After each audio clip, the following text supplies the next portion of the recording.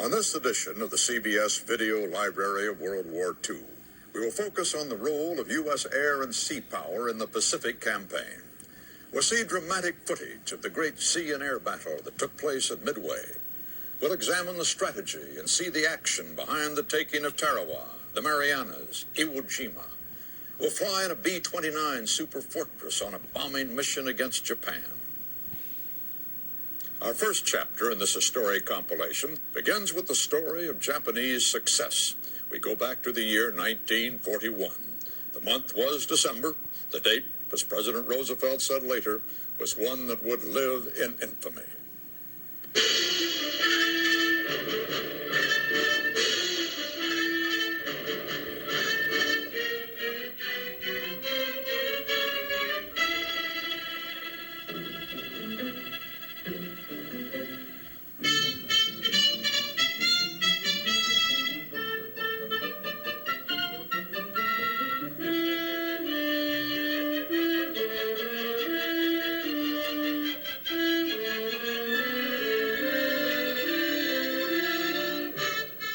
In 1941, naval strategists measure the strength of a navy by counting its battleships. The battleship strength of the United States Pacific Fleet is destroyed at Pearl Harbor. Almost unnoticed at the time, none of the burning ships is an aircraft carrier. The American aircraft carriers are on the high seas between Pearl Harbor and Midway.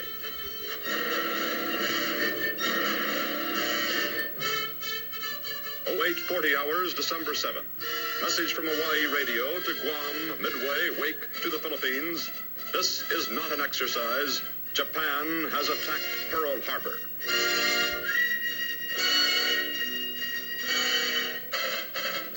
The Japanese plan of attack calls for simultaneous strikes at Pearl Harbor and the Philippines. Bad weather delays the Philippine strike for 9 hours. The Japanese expect they will have to fight their way into Clark Field, the main Air Force base in the Pacific.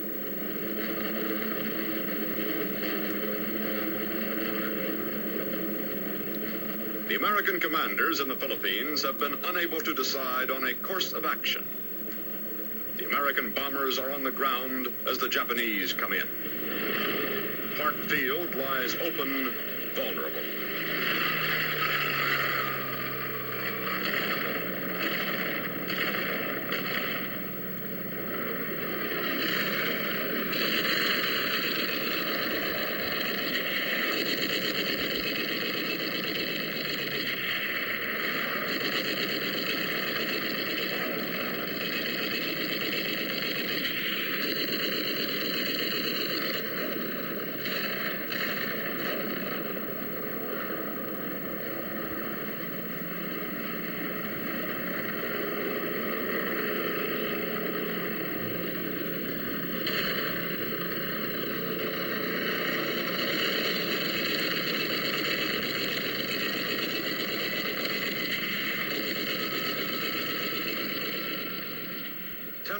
After the Pearl Harbor warning, American air power in the Pacific is destroyed on the ground. Now the Japanese perimeter explodes through the Pacific. Without anything but token resistance from the remnants of Allied air power and sea power, the enemy seizes control of the South China Sea, the Sea of Java, and the seas of the East Indies.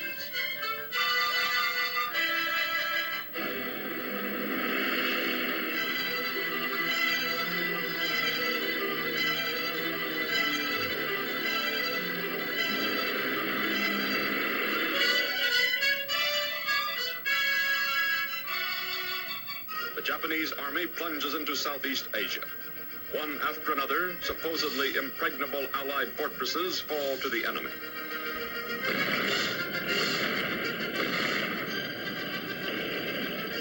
The British army surrenders at Singapore. With the fall of Singapore, the Japanese achieve domination of Southeast Asia.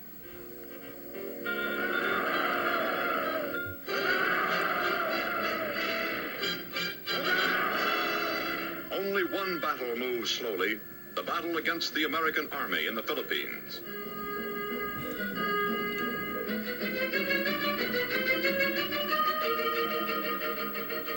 On Bataan, the Japanese pressure is relentless.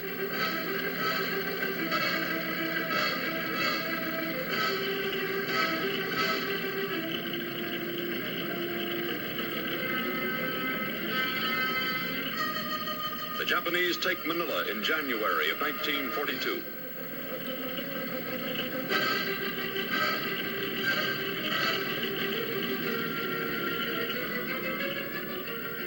The enemy takes Bataan and aims at the last refuge of the Americans, Corregidor, an island in the Bay of Manila.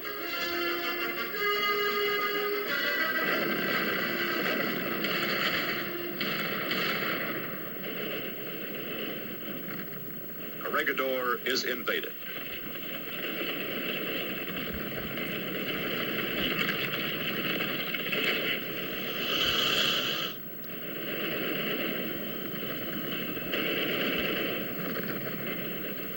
May 6, 1942, the final surrender of the American Army in the Philippines.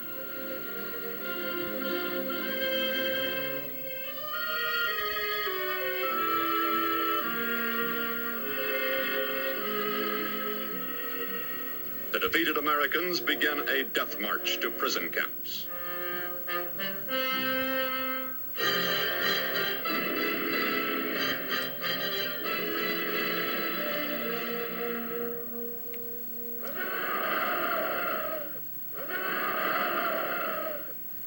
The Japanese Empire has won the war it set out to fight. The Japanese perimeter covers 20 million square miles of the earth.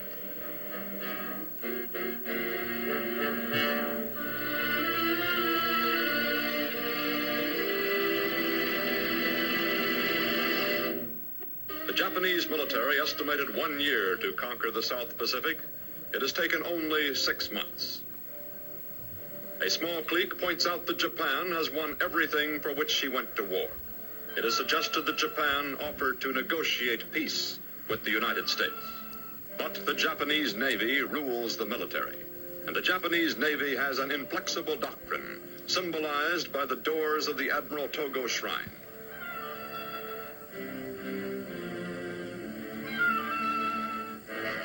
Togo, who in 1905 defeated the Russians in one classic naval battle, has left this military axiom: destroy the enemy's fleet in one decisive battle. The commanders of the Imperial Navy argue that the United States Navy must be forced into a last decisive battle. Since the Americans have lost their battleships and since Japan may choose the point at which she will attack, this battle cannot be anything but a victory for Japan. This is the Japanese plan. The objectives are Midway and the destruction of the United States fleet. A later objective is Hawaii. The key to the Hawaiian Islands is Midway. The opening phase will be a surprise attack at Midway, where the Japanese expect only light resistance. The American fleet is expected to steam toward Midway after the Japanese strike. The two fleets will engage in a classic sea battle. And since the Japanese have superiority in battleships and aircraft carriers, the American fleet will be destroyed.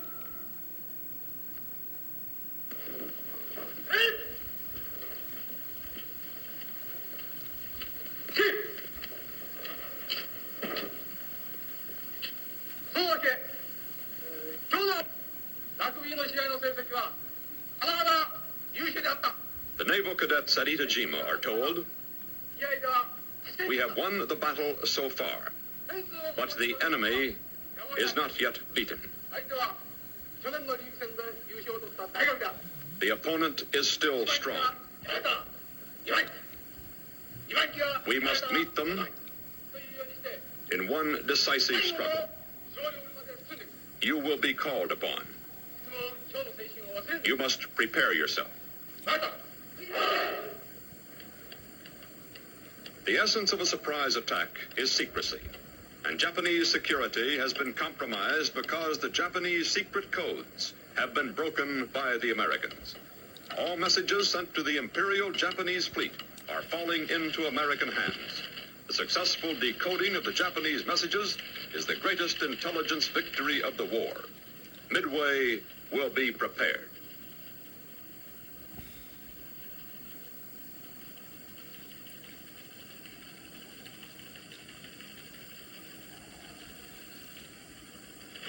On the basis of the intercepted messages, the United States Pacific Fleet begins to take up defensive positions near Midway.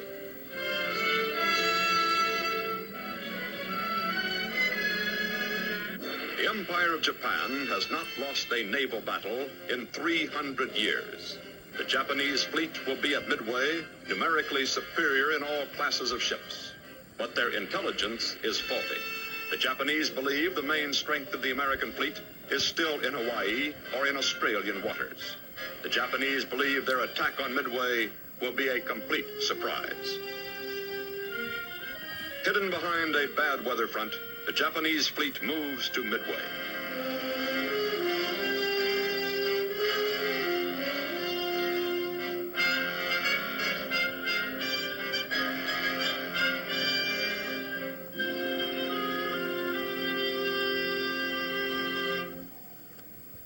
Midway was prepared as Pearl Harbor was not.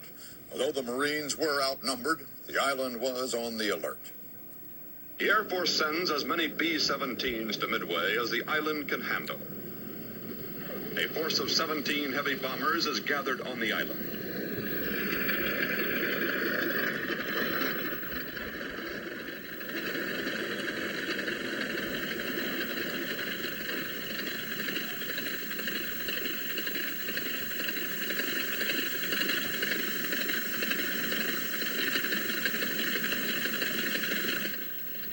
Within a few hours after the planes arrive, they are ordered into the air to make long-range searches.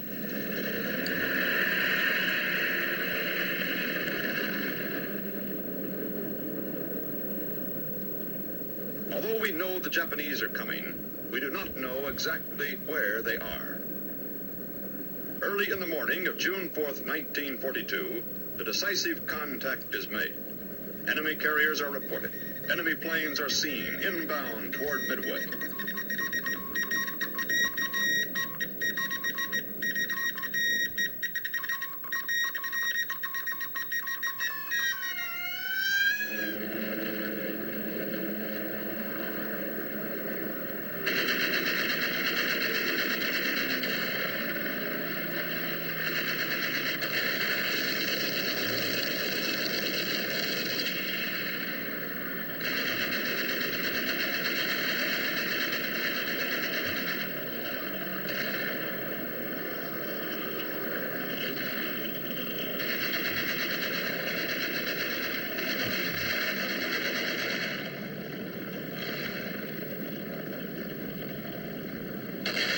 Japanese bombers cause some damage to shore installations, but the attack does not succeed. If the Japanese are to soften up Midway, they must strike again. Midway is still secure.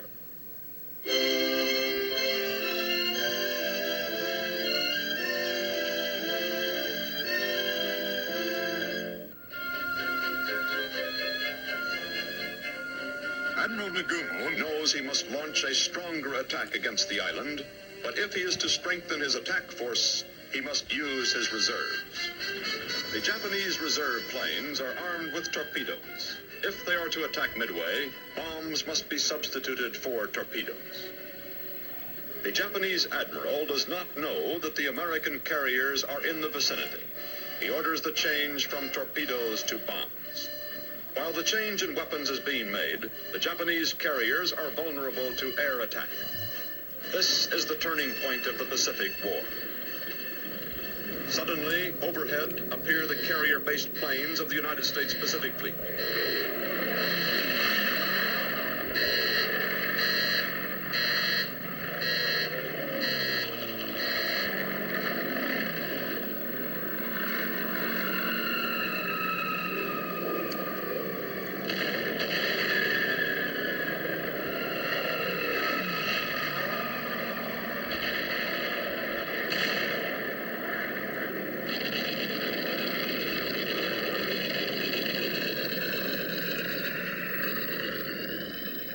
F-35 bombers penetrate the Japanese fighter screen, penetrate the Japanese anti-aircraft screen, and catch the enemy carriers. 5 minutes after the attack begins, two great Japanese carriers, Akagi and Soryu, lie broken in the water. 5 minutes after the attack begins, American naval aircraft assert their dominance over the surface ships. The orthodox naval doctrine of a battleship war is destroyed by air power.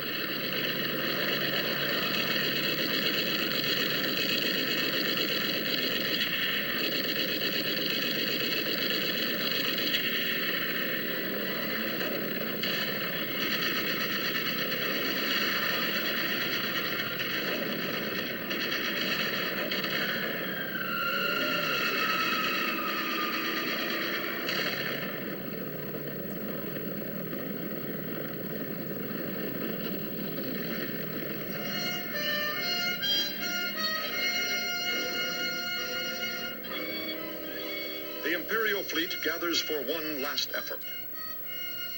On the enemy carrier, Hiryu, are the remnants of Japan's first-line naval pilots. They are told, at all costs and with all sacrifice, attack the American carriers.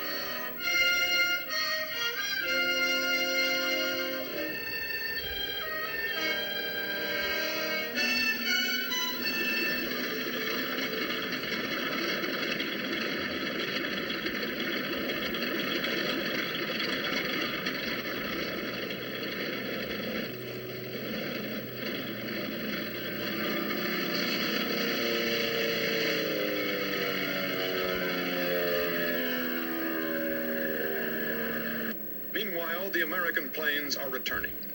2 American torpedo squadrons have been wiped out, and the survivors, low on gasoline, have difficulty finding their ships. The Japanese planes are only a few miles behind the Americans.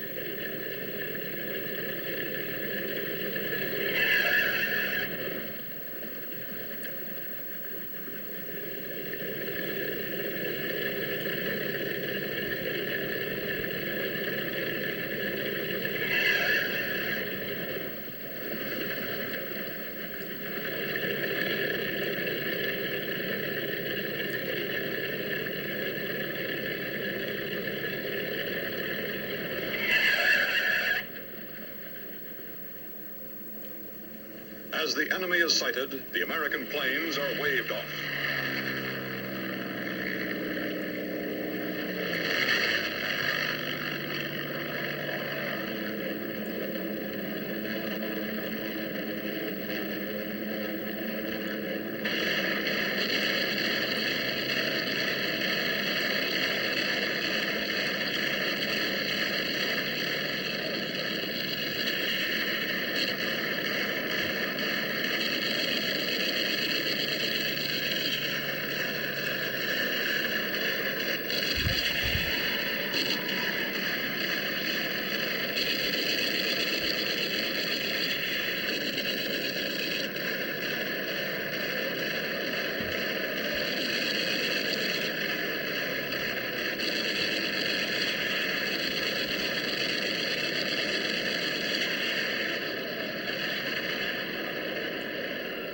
The Japanese attack is gallant and persistent. The Yorktown is hit.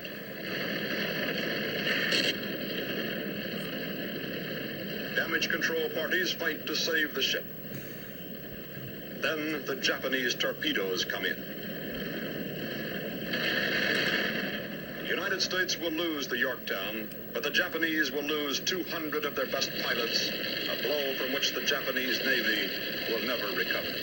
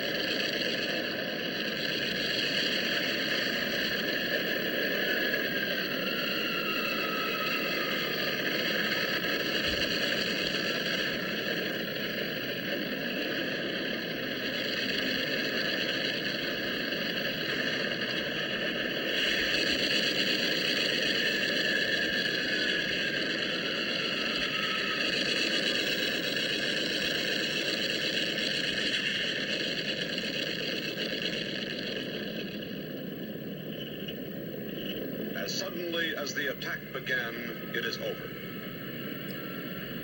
The surface ships of both fleets have not exchanged one shot.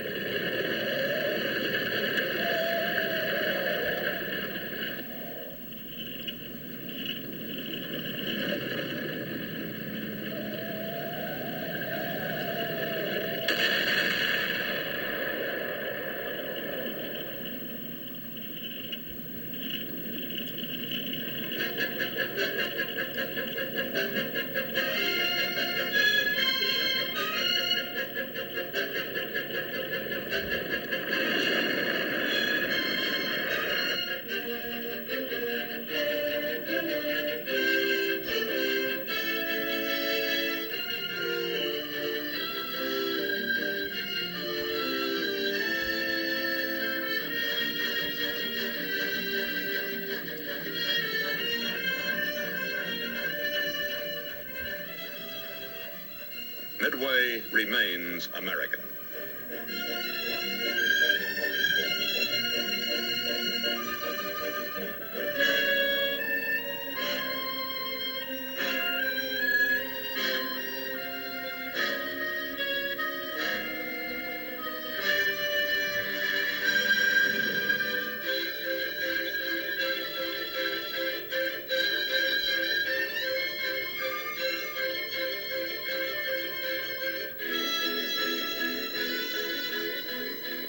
After Midway, there is no direction the Japanese perimeter can move except to retreat toward Tokyo.